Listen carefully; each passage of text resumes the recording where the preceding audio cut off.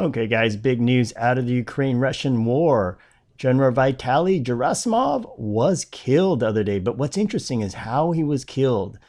And I'm going to go into that and explain it for the layman here so that you understand how this all went down, because there's a little more to the story and it explains a lot of other things. So anyway, this is the latest story came out yesterday. It has now hit mainstream media. They had problems with communications and all that. But it wasn't just as simple as that, because why do they have communications? Well, the story starts with this guy or somebody like him, but that's a whole nother story for another video who he actually is.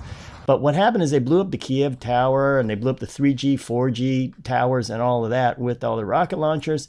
And here it goes. It shows that they blew up these towers so they could no longer use their precious crypto phone. And also, this allowed them to be hacked a lot easier by US spy satellites. So let's go a little bit into this story and talk about what happened. So they had to abandon ERA crypto phone, which is their own thing, which, by the way, runs on 3G. And they had to do that because they lost those towers that they blew up on their own. And this is what it is. I mean, it's not really this, but you get the idea. Really old, archaic phone system. So now after that's gone and they have no way to communicate with each other and it's insecure, what do? You know what? You go and check this out. They go and they look for local SIM cards. And that explains a lot of what was happening. And you remember some of these other videos, maybe you haven't seen them, but they went and got local SIM cards, Ukrainian SIM cards. And guess what that means?